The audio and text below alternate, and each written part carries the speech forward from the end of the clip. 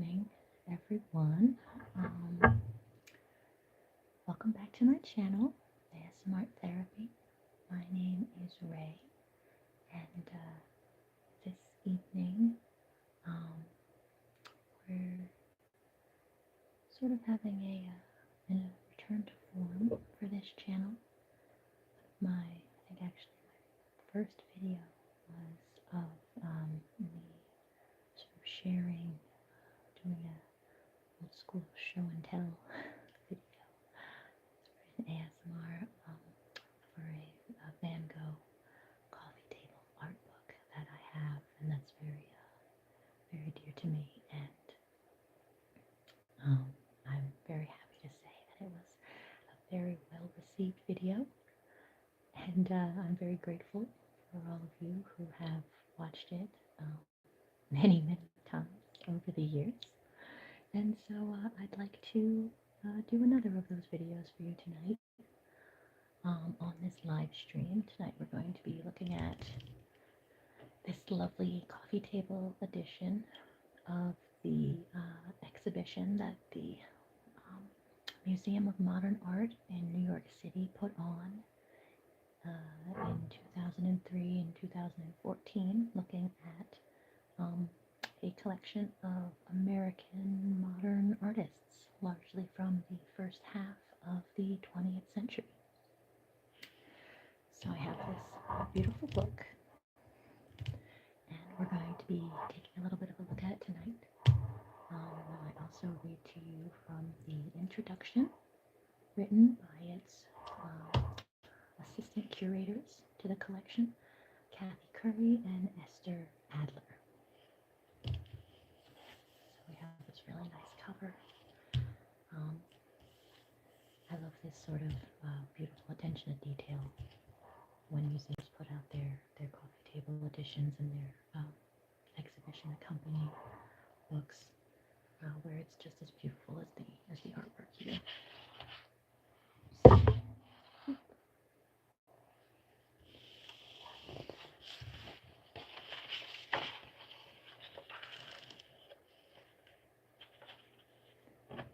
Wonder if I can adjust this light. A little bit of a glare. There. That's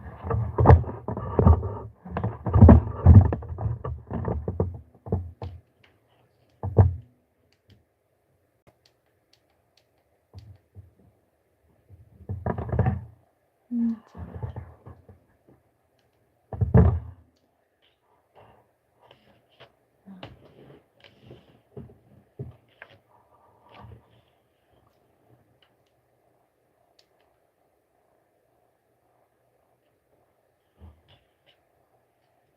We'll see how it goes.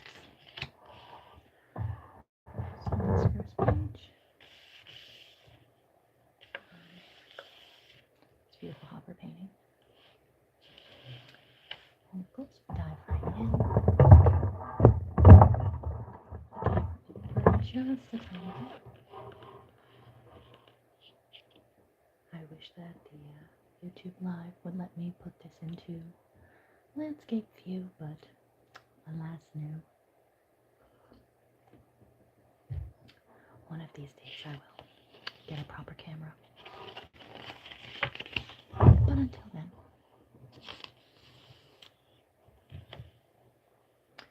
this is really a gorgeous book. It has nice glossy pages, really thick and lovely. It's the kind of book that I really like to have in my collection. It lasts many years, and it's just always a really beautiful piece to have. So this is a bit of the introduction I'm going to be reading to you tonight. It has all of these lovely plates, sort of in miniature, and as I read the intro, I'm going to be finding those pieces mentioned in the book, and we'll be taking a bit of a look at them. Also be pausing and kind of giving my own thoughts on each piece as well. So again, thank you for joining me here, and let's get started.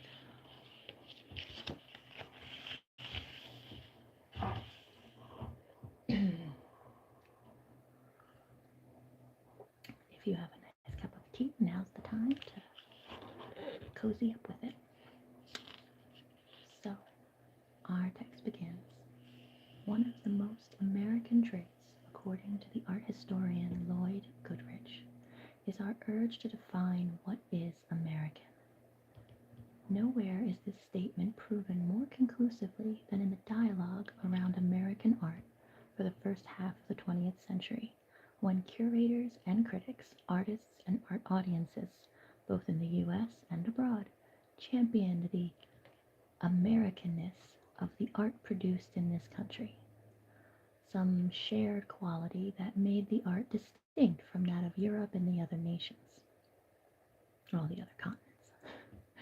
Clear statements about what Americanness looked like, however, were hard to find, and no final definition of what an American art style or subject matter might be ever really emerged. Today, the idea of conclusively identifying an American art seems naive or worse. The notion that the diverse and complex population of artists within the US's borders, working in myriad styles and media, and emerging from and addressing many, many different social contexts, could somehow be covered in a single statement about a country and its visual culture, is really antithetical to current thinking about art history. Yet the enduring popularity of works by Edward Hopper, Georgia O'Keeffe, Charles Sheeler, and many other artists included in the American Modern Exhibition has made their vision of the United States to some extent our own. The claims so urgently made in earlier decades that their paintings, drawings, prints, photographs are in some way uniquely American has been accepted by many contemporary viewers who see these shared pictures as a visual memory of life here in the first part of the 20th century. Pictures reflecting what a writer at a French museum recently deemed the hypothetical knowledge and dreams conjured up by the fabulous name of America. Drawn predominantly from the holdings of the Museum of Modern Art, the exhibition began with a desire to show favorite but rarely exhibited objects, and with a recognition of the need to build some kind of context for them, using the collection of an institution that is often thought to be hostile toward both earlier American and realist artwork. In searching MoMA's storage, we found ourselves drawn to sensuously depicted landscapes strangely devoid of human presence, evocative still life compositions giving fruits and vegetables the weight of the classical nude, and when figures did appear, it was often more archetypal than individuated. Specific people and personalities were often captured not through their faces, but through the places they occupied, the things they collected. These works seemed to speak to each other, which is why we selected them. Stepping back to look at the results of our research, we saw that our list had grown to span more than 40 years of tremendous growth and change in the U.S., and to include both household names in American art, artists now, as well as artists now largely lost to history. Did these works collectively constitute a statement about what is American in American art? Definitely not. Rather, the American Modern Exhibition identifies key themes and approaches tackled repeatedly by a wide range of artists over the course of half a century. This persistence has an importance of its own, and the suggestion of a kernel of truth behind the now largely abandoned search for Americanness.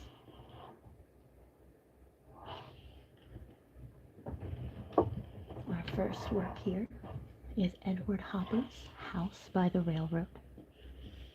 It is an oil-on canvas painting, painted in 1925. And it says here it was given anonymously in 1930.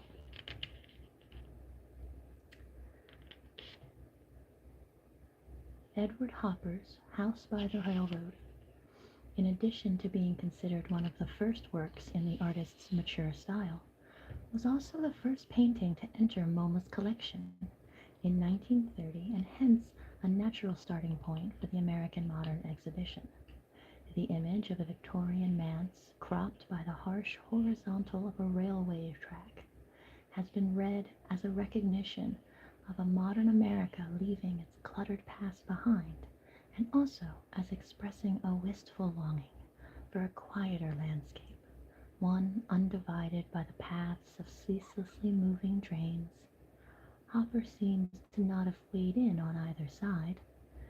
He once wrote, "My aim in painting has always been the most exact transcription possible of my most intimate impressions of nature."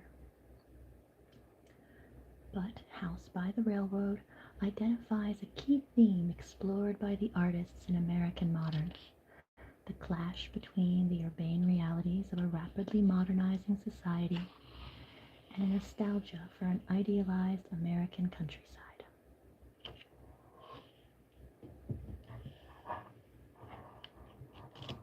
One of the things I like about this painting is his really interesting use of muted color, particularly between these blue grays, with only this bright, bright bit of red in the chimney and echoed again in the rail line. The tiniest bit of yellow serves as almost an accent to join the whole thing together so it doesn't feel too disjointed. But it's a really beautiful and striking piece. Personally, I've always enjoyed these kinds of houses. Maybe I'd watched too much Addams Family as a child, but there's something really somber and lovely about these Victorian style homes.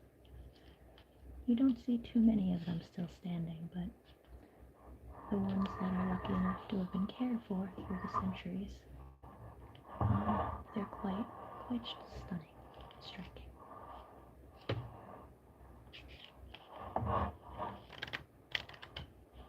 I'm going to flip ahead to our next artwork.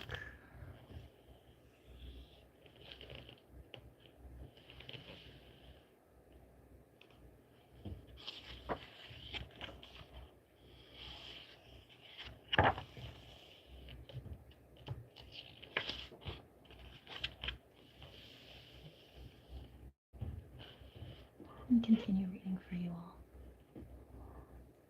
Charles Sheeler's iconic American landscape, painted in 1930, speaks further to this theme, rather than describe the lush rural expanse that the title might suggest. The painting shows the Ford Motor Company's River Rouge plant near Dearborn, Michigan, and is one of a series of paintings and works in other media that Sheeler made after his on-site observations and photographs. The factory's cement plant, a smokestack, heavy machinery, and more railway tracks, this time dotted with train cars, expand between the water and a wide open sky. This painting, too, has been read as both celebration of industrial efficiency and triumph, as well as a statement of ambivalence about their effects. Obviously missing are the thousands of people who made the factory run, and any sense of the noise, dirt, or actual labor or hardship that was daily life in such a place.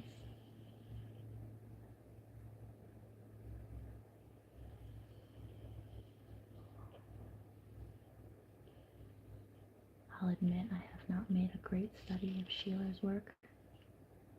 I'm not even entirely sure I'm pronouncing his name correctly. But this is another beautiful oil on canvas piece, painted in 1930, apparently a gift to the museum by Abby Aldrich Rockefeller in 1934. So it's been in their collection quite a long time. Looking at it now, one of the things I notice that strikes me most is this clarity of rendering he's obtained, particularly in the fine details of the machinery. Oftentimes in oil painting, it can be very difficult to achieve truly, how to describe it, hard edges, like you would be able to obtain in something like acrylic painting or gouache. The nature of oil as a medium tends to make your line work on your colors fuzzier. They want to blend together, they want to merge, they want to spread. It's one of the best things about oil, and sometimes also the most frustrating things about working in oil, especially to an artist who is new to the medium. But he has a really beautiful, almost flat and illustrative style here, where he has it's like an outline around his buildings and all these straight lines. And it seems that he's used I guess you would say thinned with a solvent or thinner to make the oil paint behave, I suppose, a little more like those other mediums. I would almost think this was a gouache painting, but it's very lovely. I've not been to Dearborn. Any viewers who are from that area, feel free to say hello.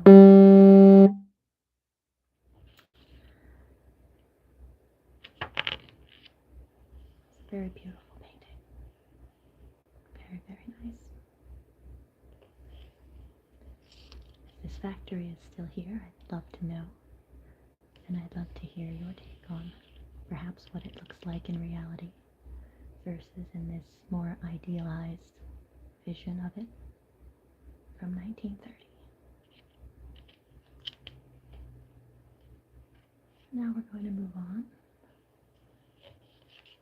Look at a couple other plates mentioned in our next section of the intro.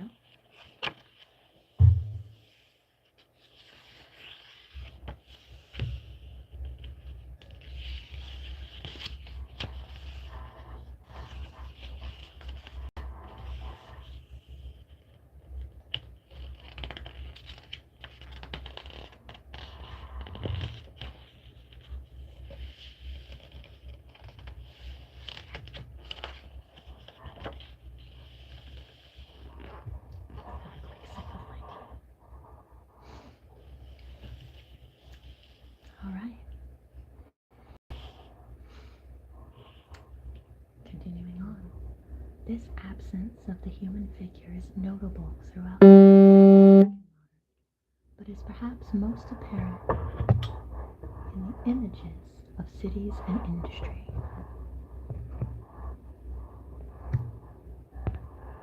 One moment, I'm going to put my phone on Do Not Disturb.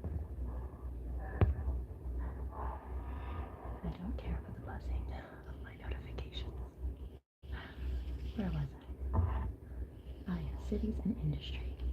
Walker Evans's untitled photographs of urban architecture taken between 1928 and 1929, and George Alt's New Moon, New York, taken in 1945,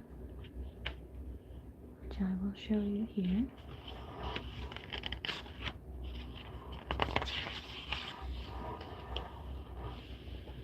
Excuse me, it's not taken, it's an oil painting. Both of these capture the strong lines of bridges and skyscrapers in a formally reduced language, almost abstract but easily recognizable, and missing the crush of people who flocked to the cities during these decades.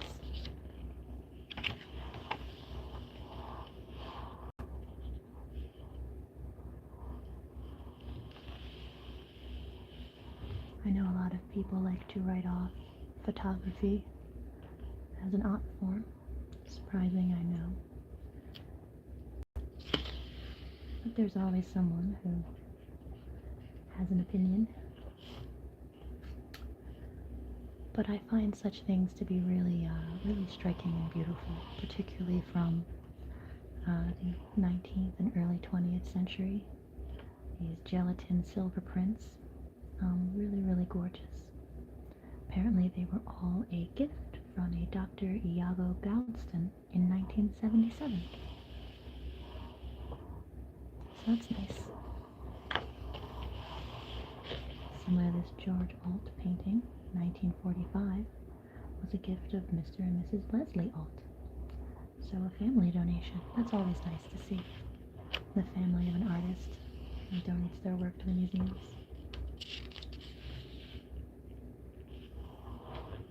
There's always something that feels a little gaudy, maybe ghoulish about an artist's work being sold and sold and sold and changing hands until it finally finds its home in some collection somewhere.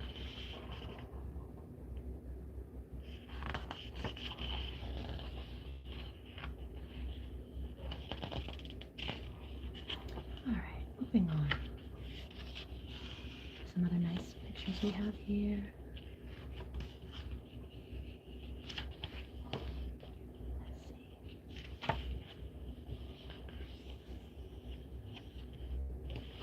Here we go.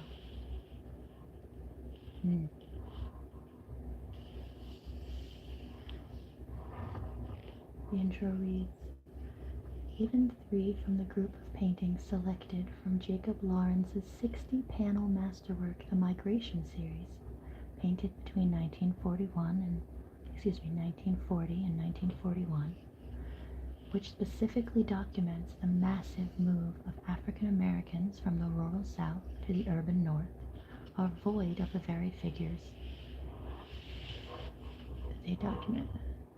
Although viewers may not have seen them this way when they were made, today these empty industrial scenes and cityscapes may strike us as eerie in their emptiness, infused with the anxiety that can come with great change.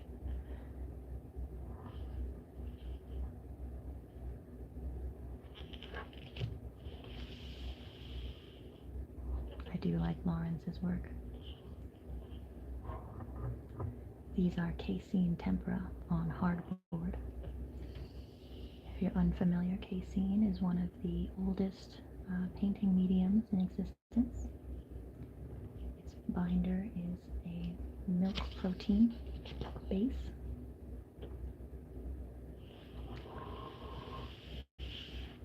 And while it's often compared to gouache or other opaque mediums, it has its own particular characteristics that make it enjoyable, as well as sometimes frustrating to work with. I have not worked in it very much, but many artists that I admire do, including James Gurney, who, if you've not seen his YouTube channel, I highly recommend if you're interested in tutorials on painting. He often works in gouache or oil and casein and does a lot of plein air painting. His videos are very good. I highly recommend taking a look at them as well. But let's move on.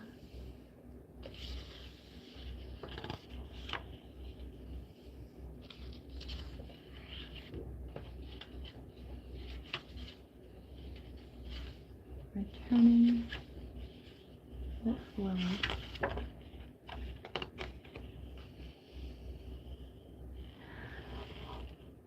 Here we have the watercolor and charcoal on paper works of John Marin, made in 1920 and 1922. Living proof that artwork doesn't have to be hyper photorealistic, even very figural at all, to be great works. You can see the stillness of the previous works is in direct contrast to the New York images of John Marin. These frenetic, celebratory compositions in which buildings and bridges seem the source of intense activity in the city. Yet these images, too, are largely without a human presence.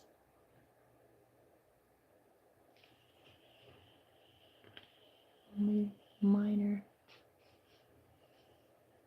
almost impressions. Almost gives a sense of perhaps a humanity lost. Surely we've all gone into a big city once or twice and found ourselves lost in its streets.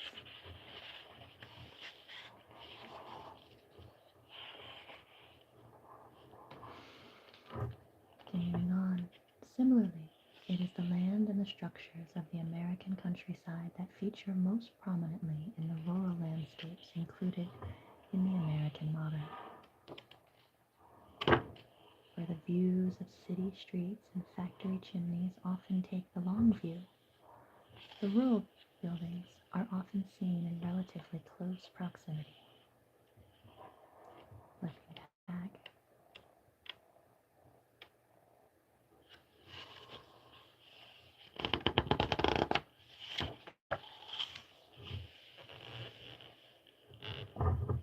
turning to Sheeler again.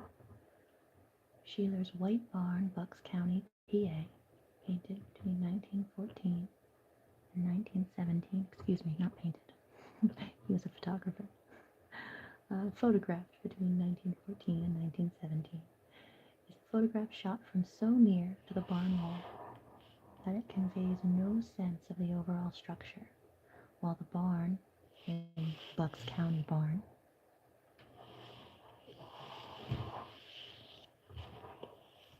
sits squarely in the center, dominating the composition more than the enormous factory even does in American landscape.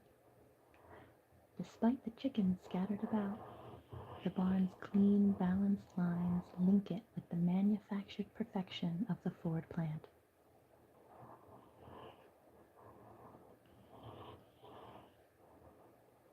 I really must make a greater study of Sheeler's work.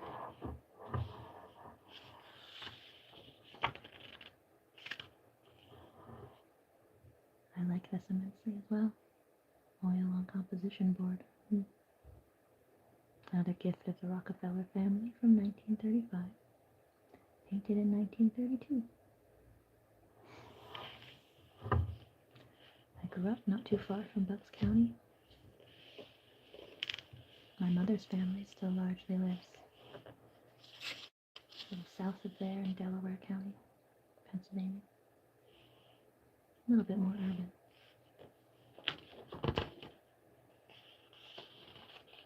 Moving on.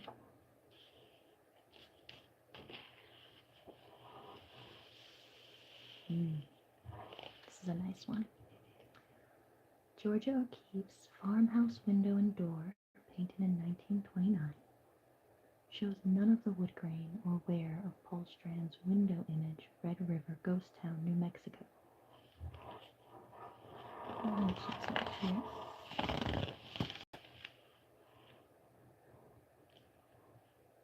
Nor is any hint of life reflected in the window glass. Like Sheeler's barn and O'Keeffe's painting of NYC from the same period, it is a cool study of shape and line.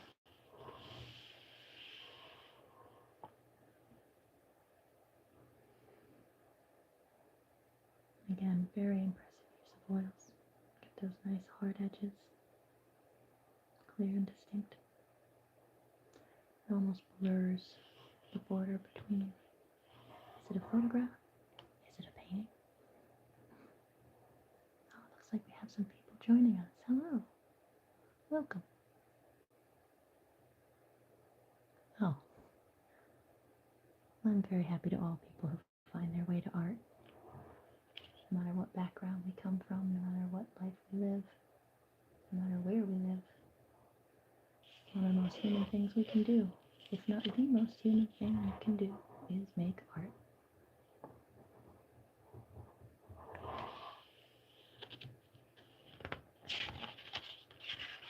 Let's continue reading. Once again, the figure is absent from most of these country images, but that absence is often accompanied by a twinge of nostalgia.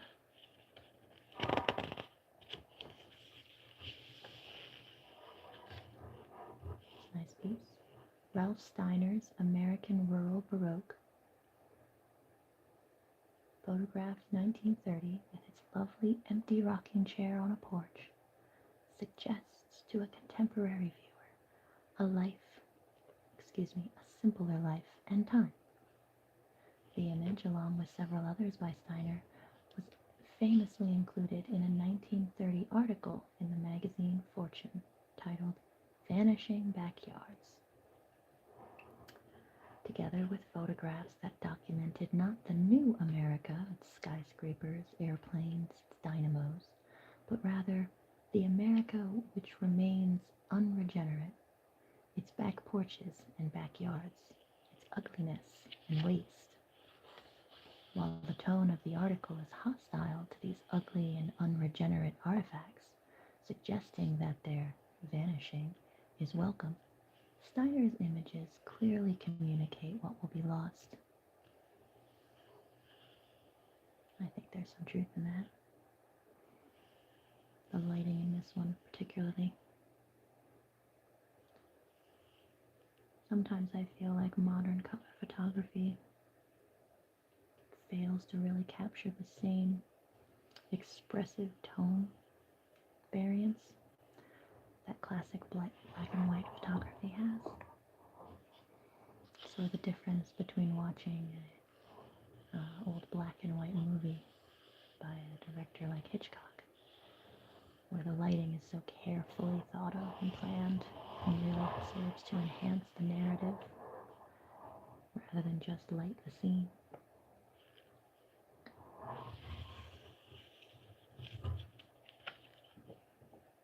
Let's move back a little ways. Here we are. Charles Birchfield's watercolors of small-town streets were also featured in the article, but his earlier works of the 1916 to 1918 era capture a wild American landscape untamed by human intervention. The looming black forms of houses and a farm silo in Rogue's Gallery, 1916, are matched by a frieze of wilting sunflowers. The flowers singled out in the title, the first hepaticas.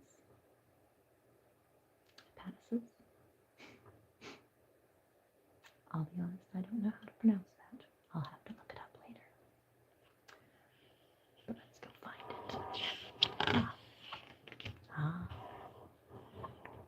Yes. Nice watercolor, gouache, and pencil. See what I mean about watercolor and gouache being very similar looking to Casey?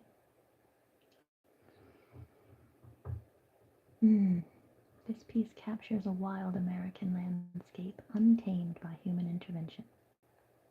Excuse me, I read that already. The flowers singled out in the title of the first hepaticas are lost among the splintered tree trunks of a threatening forest. This is a landscape up for the battle with contemporary life, though that battle will ultimately be lost. A small patch of green is all that remains of nature in Birchfield's watercolor, The City. Painted in 1916.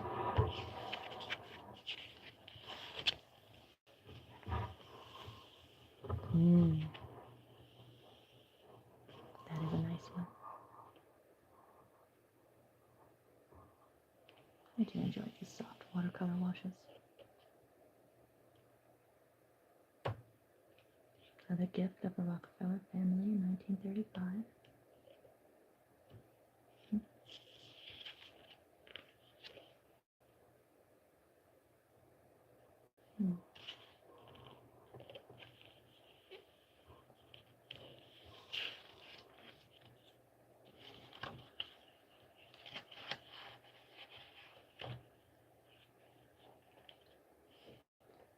Despite all these empty landscapes, American modern is not entirely devoid of the figure. The joyous performer in Ellie Nadelman's Woman at the Piano,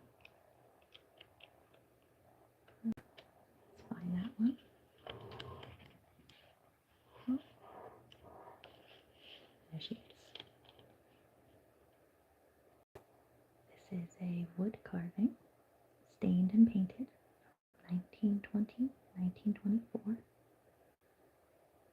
part of the Philip L. Goodwin collection, 1958. Let's see what it says.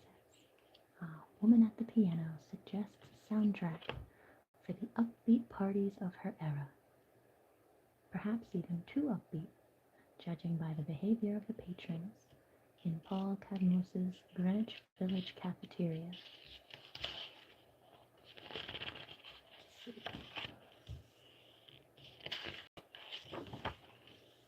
Another nice oil on canvas.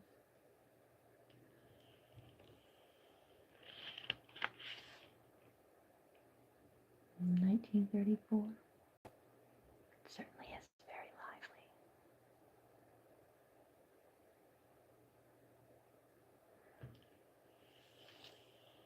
Reminds me of Renoir's work, where he would have these large scenes of people, and everyone its own little vignette of activity, almost as if you could go and just cut out that part of the painting and have it be its own standalone work.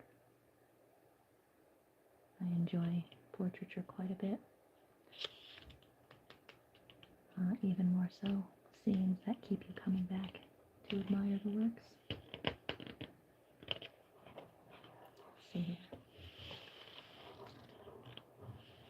George Bellows' Rich Prince of Boxing Matches, 1916 here, as well as this lithograph composition, 1923 to 1924.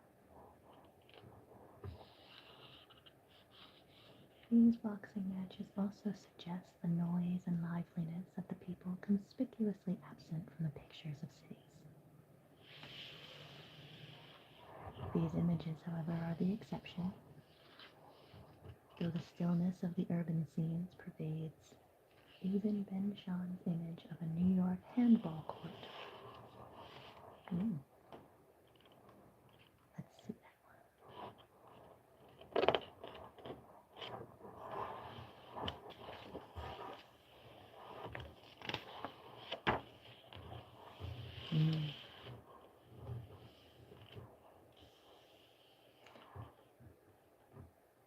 Gouache on paperboard painted in 1939, the shouts and exertions of the players being muffled and repressed by the looming expanse of wall that towers above them.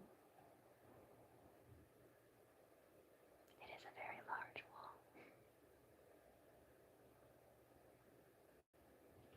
I wonder, do people still play handball? Have you ever played handball? I think maybe a long time ago, when I was in gym class, we might have played something like that.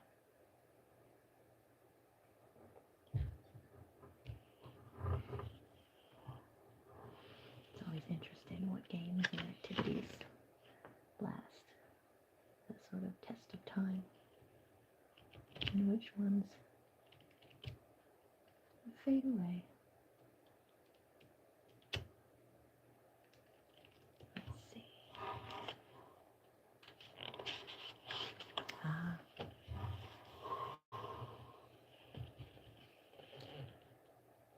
This is a pair of gelatin silver print portraits by Alfred Stieglitz, 1921, 22, 1923. This is of John Marin and Charles Demuth. It says here, Stieglitz's sensitive portraits of the artists affiliated with his galleries, John Marin, Charles Demuth, and others, are equally silent, more so than the remarkably expressive hands of Georgia O'Keeffe.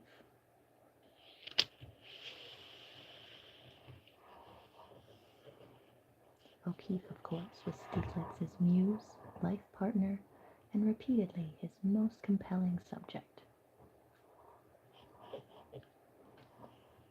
This is another gelatin silver print, 1931.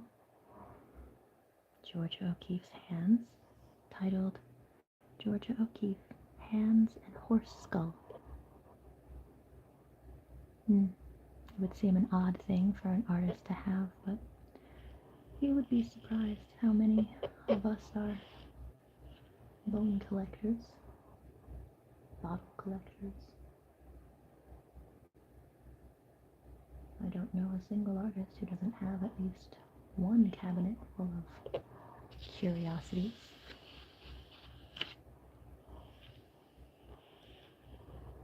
Let's see. Continuing on throughout the exhibition, in fact, is the still life images, arrangements of silent objects that somehow speak the loudest. Edward Weston's Sensuous Pepper. Ooh.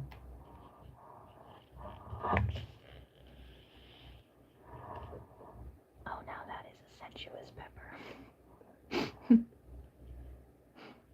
I don't mean to laugh, but sometimes you wonder if the art being written about lives up to the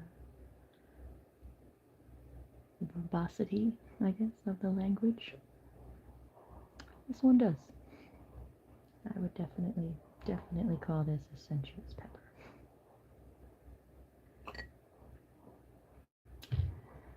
And for those curious, it is a photograph. Gelatin silver print from 1930. God bless imperfect food. Where else would you find such fantastic subject? Let's see what's next. Imogen Cunningham's Sparkling Tower of Jewels.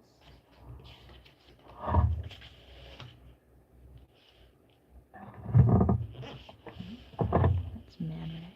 Here we are. Here's Imogen. Another gelatin silver print, this time 1925.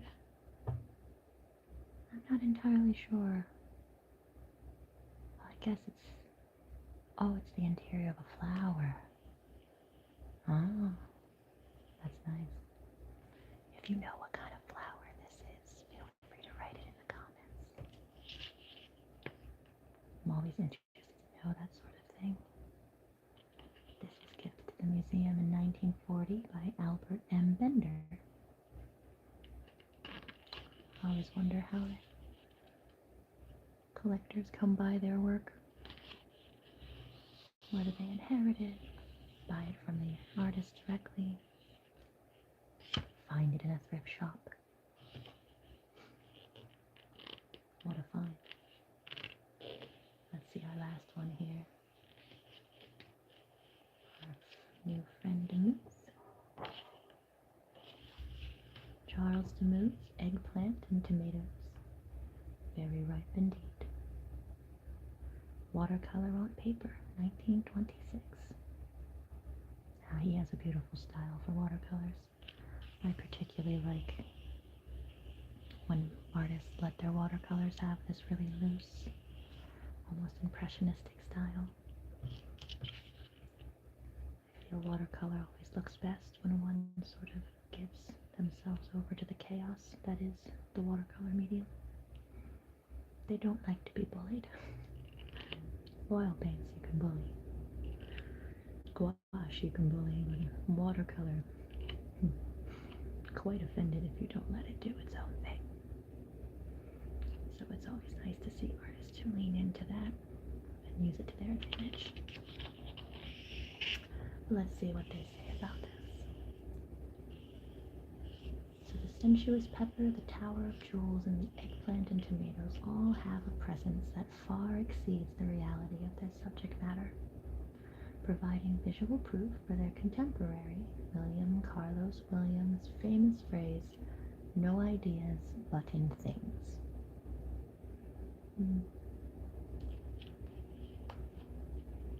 It's not often I find still life to be so compelling, but I'd hang that in my house. Would you?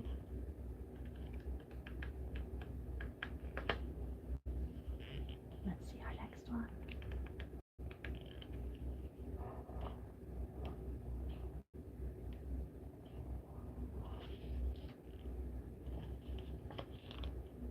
Stuart Davis's Jazzy Lucky Strike, an oil-on canvas painted in 1921. And Odol, which looks like it was, ooh, yes, oil painting on board, painted in 1924. Both abstracted images of mundane items.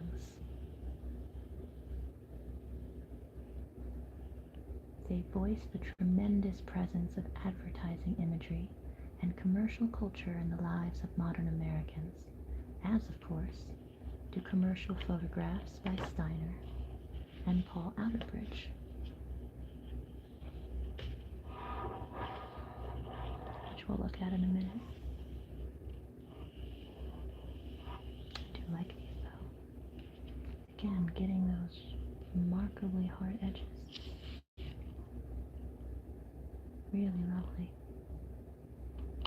We've had to thin the paint down quite a bit.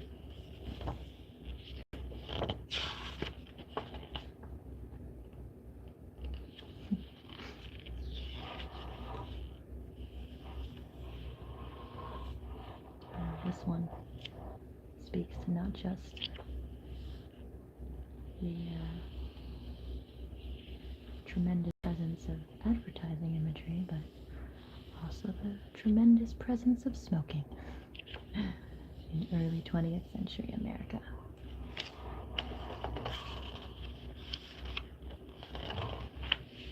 Don't smoke, kids. No matter how artsy it seems, save your lungs.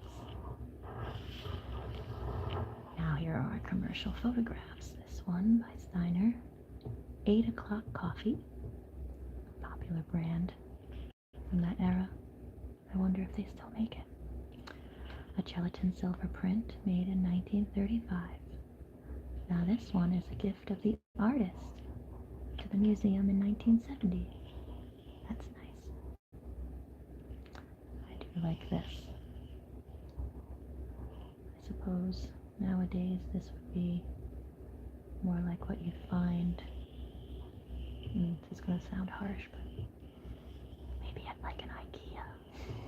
A sort of artsy but mass-produced kind of thing.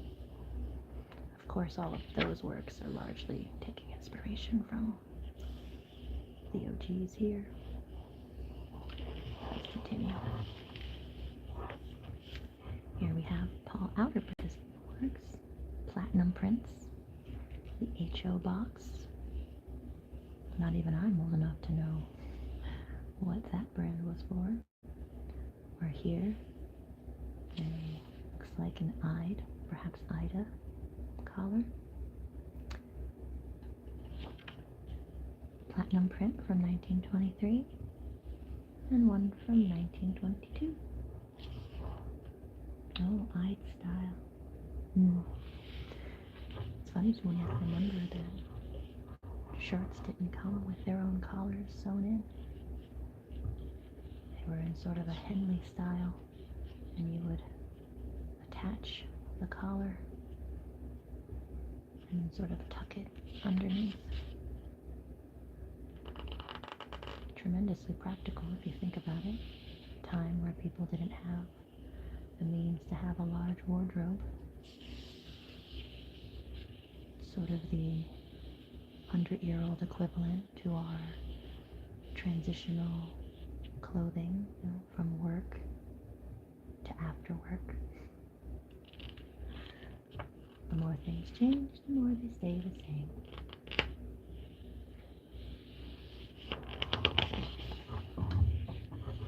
Then moving on. The works in American Modern cover an expansive time frame of tremendous change in the United States and a variety of the visual styles, artistic movements, and personal visions that characterize the art of that time. As with all exhibitions drawn from a museum collection, the show is inevitably shaped as much by the institution's history as by the art itself. It is not an encyclopedic review of American art of that period, nor is it an argument for a native national style free of outside influence. The visual dialogue with international artists and art movements is obvious here, despite attempts by critics and scholars from that earlier time to deny it. Yet in framing this group of images as American, even now something is said beyond the fact that their creators were born or lived in the United States. The continued exploration of a popular subject matter, the American landscape, the people and objects that filled it, over the course of those years, suggests a shared, though not exclusive approach, one shaped by an acute awareness of that world, and more specifically, of the fact that it was changing. That these works continue to appeal to contemporary viewers familiar with a United States dramatically different from the one depicted by these artists. That the works have become for many the way an earlier time in America is visualized, idealized, and understood, speaks to their enduring legacy.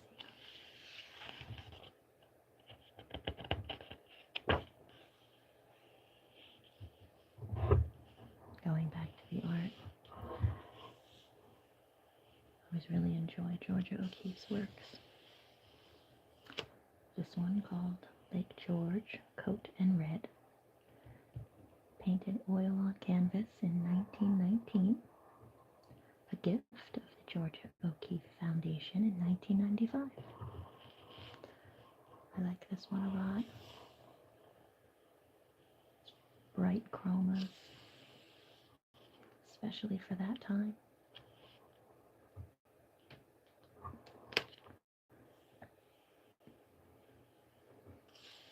(1919), the First World War, the Spanish influenza epidemic. Before COVID, that was the pandemic sweeping the globe. A lot going on at home, abroad, in the world at large. And yet, so much color, so much vibrance, so much life in this. It gives a sense that, like, even as darkness can dominate our daily thoughts, life finds a way to sneak in, remind us this won't be forever.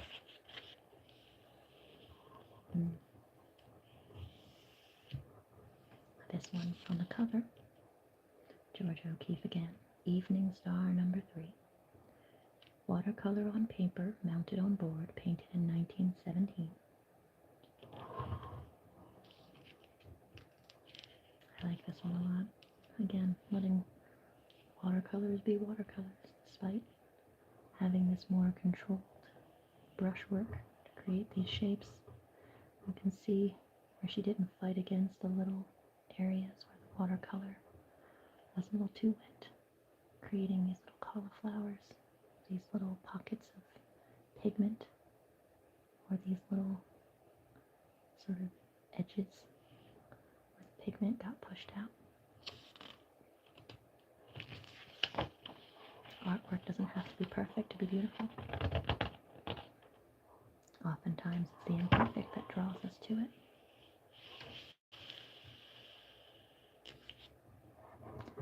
Another gelatin silver print, 1936, New York.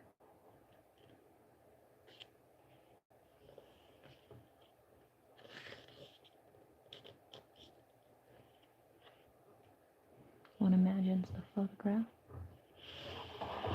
influencing the painting.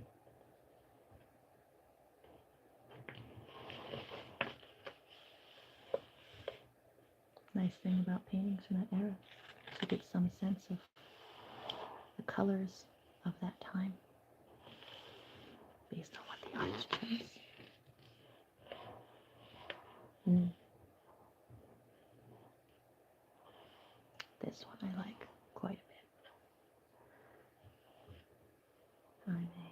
sequential artist by training, so anytime a painting can have that strong sense of visual storytelling, I'm immediately drawn to it.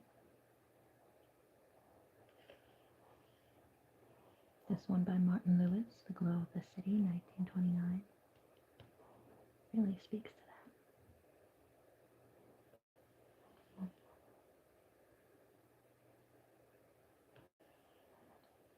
Standing on her balcony, staring out into a city from her, some might say, less than exciting evening. Perhaps wondering what's happening in the city. Where is their dancing? Where are they celebrating? What are they drinking? What are they wearing? All that just from one sort of almost silhouetted figure in pose. Here's another one.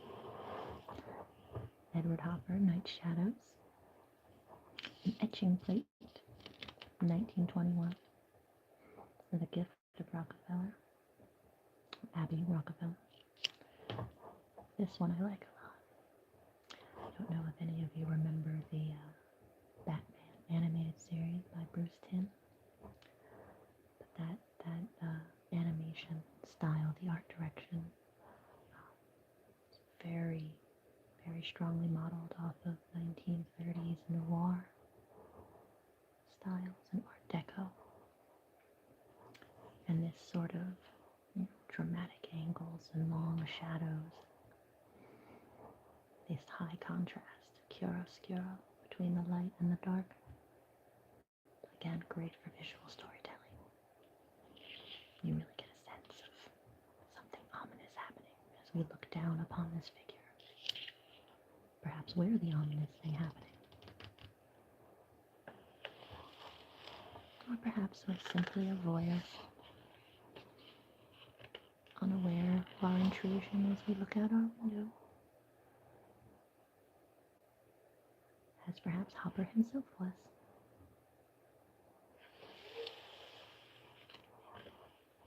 These are always nice.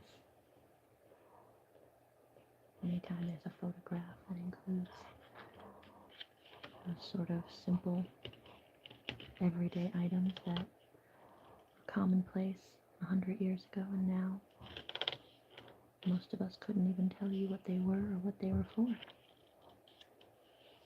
This little wagon. Cargo? Perhaps an ice cart? Box. Who knows? Here we have some of Hopper's more famous pieces. His Night Windows, painted on in oil in 1928. And New York Movie, another oil on canvas from 1939. What I've always really, really loved, again going back to that visual storytelling, in this piece in particular, is this framing.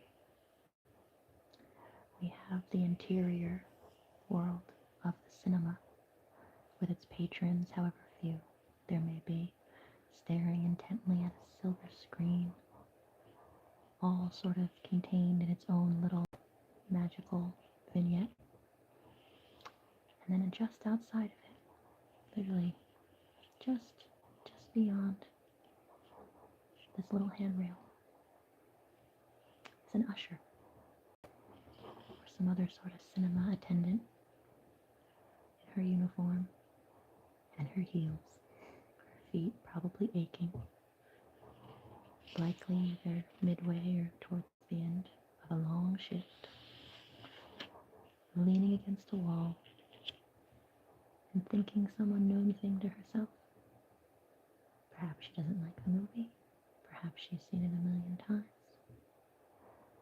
but the framing lets you know her world is one entirely separated from the world of the cinema. I just think visually that's such a neat thing to incorporate into a painting. Again, give you that strong sense of storytelling. They say a picture is worth 1,000 words. I like to think of paintings like this as what they mean. Same with this. Again, making voyeurs of the audience, peeking into windows, perhaps wondering what Hopper was doing with his evenings. Oh, the days before television.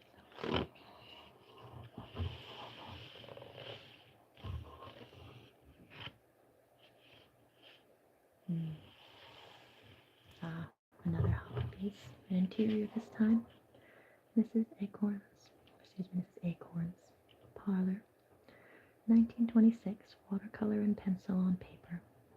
So this is a great example of more controlled watercolors where we can really get a stronger sense of realism to them.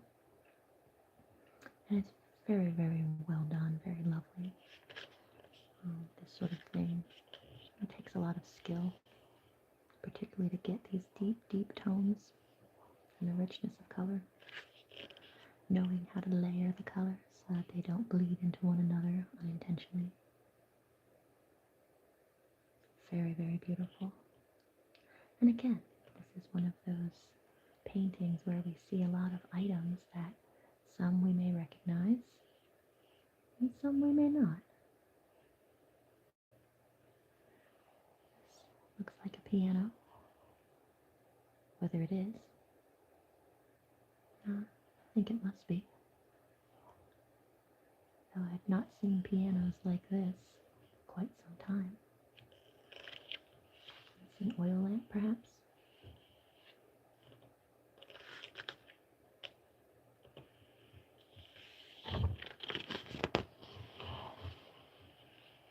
Back to our beautiful Victoria. Let's go ahead.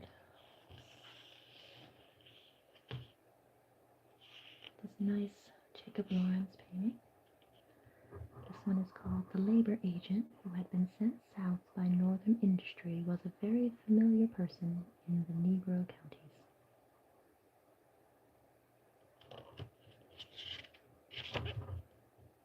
I believe that is its actual title. It looks like it was painted between 1940 and 1941. And again, casing, tempera on hardboard. Again, visual storytelling. We don't see much of their expressions. Everything is very stylized. And yet, it all serves to give a very strong impression of what the story is here, even without the title. I do enjoy works that document these lesser remembered moments in history, particularly histories that some in this country would perhaps rather forget.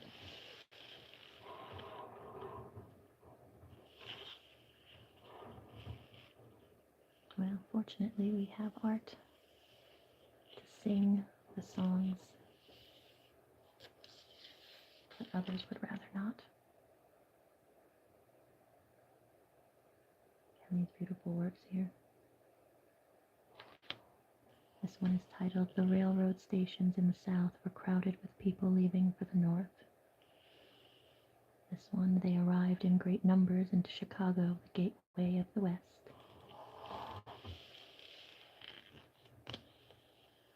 This one, they also worked in large numbers on the railroad.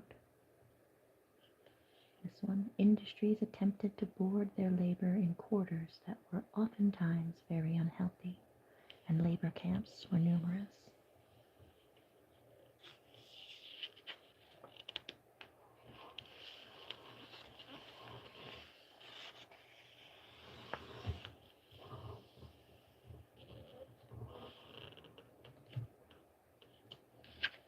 Louis Lazovic, Crane, lithograph composition.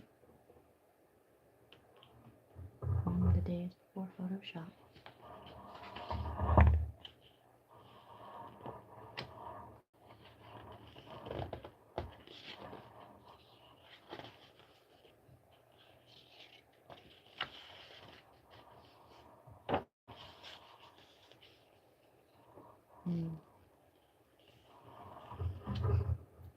This one is by Joseph Stella. It's called Factories. Painted in 1918, oil on burlap. I think it has great mood. The color choices really gives you that sense of working in a smoggy city.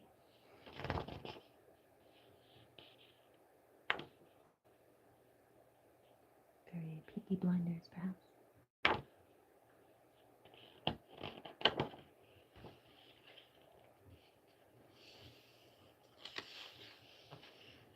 Expressive watercolors.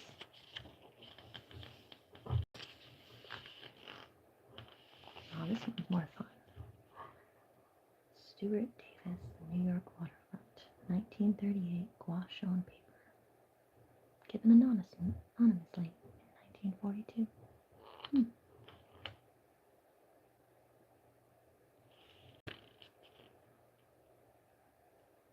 Very bold, very graphic.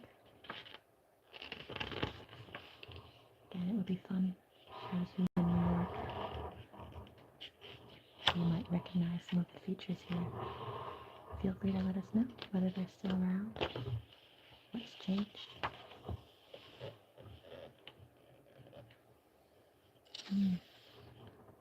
Now here's an interesting print. Again, this goes to one of those sort of bygone jobs. It says gelatin silver print from 1933, a gift of Georgia O'Keeffe to the museum in 1954, taken by Margaret Burke White. It is untitled, but I wonder if any of you out there know what this is a picture or photograph of, and what kind of jobs would use something like this.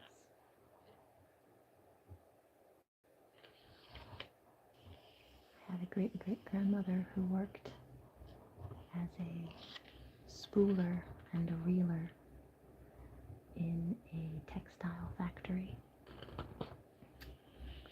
around the turn of the century, around this time. I think by 33 she had transitioned to canning, but she was of that factory set, and she had a job at the American Viscose Company as a spooler and a reeler. And when I read that in her records, I had no idea what those jobs were, and I had to look them up. Very common in those days. Not so much anymore, at least not in this country. So much of that manufacturing has gone the way of the dodo here.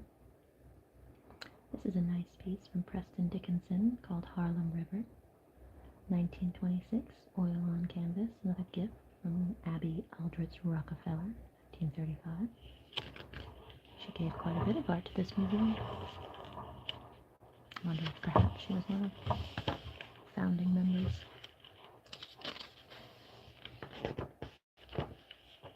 Oh, to have access to such art that you can fill a museum with it. A familiar sight to many who still live in heavily railroaded towns. Charles Birchfield's gouache on paper, The Railroad Gantry, 1920. Given anonymously in 1930.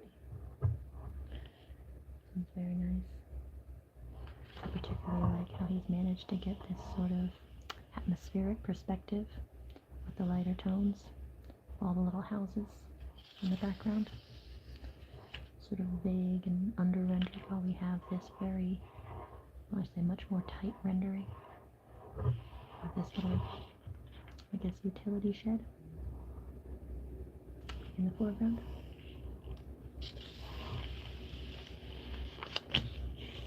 Another hopper piece, Box Factory, Gloucester. 1928, watercolor and pencil on paper. This is a nice one. I wonder what these long corridors used to be for. Connecting some sort of factory, maybe connection for cargo to a warehouse. You didn't have to carry it through the street, you could just...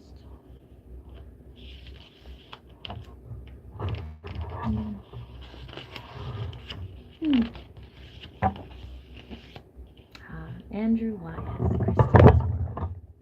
This is another rather well-known piece, tempera on panel, painted in 1948. Again, lady sitting in a field, laying in a field, sort of looking towards this sort of gray and imposing house off in the distance. I have to wonder if someone called her name. Has she left the gas on? What is capturing her attention? I grew up in a very urban area, so pictures where they have these wide open spaces are always something of an interest to me. Now this one is interesting. This one is by Charles Sheeler. It's titled Self-Portrait. 1923, Conte crayon, gouache, and pencil on paper. I find this to be a little cheeky self-portrait. So I wonder, can you see? He's rendered himself just in the reflection of the window, from the chin down. All the focus being upon his telephone. Perhaps a statement about how he saw himself at that time. I guess a modern equivalent would be those of us posting a picture of our cell phone, titling it Self-Portrait, with only a mere reflection of ourselves in the glass. As I say, the more times change, the more people stay the same.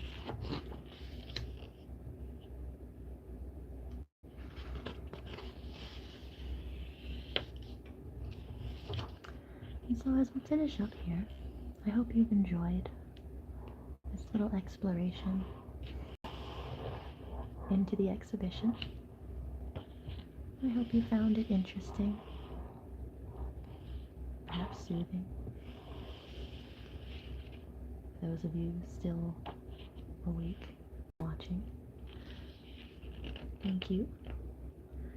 I hope that you'll join me again for another. And that you have very sweet dreams, filled with art, lovely images, and the knowledge that no matter who you are, where you're from, we are all connected by the inexplicable urge to make art, no matter how weird it may be. So with that, I bid you adieu. Sweet dreams.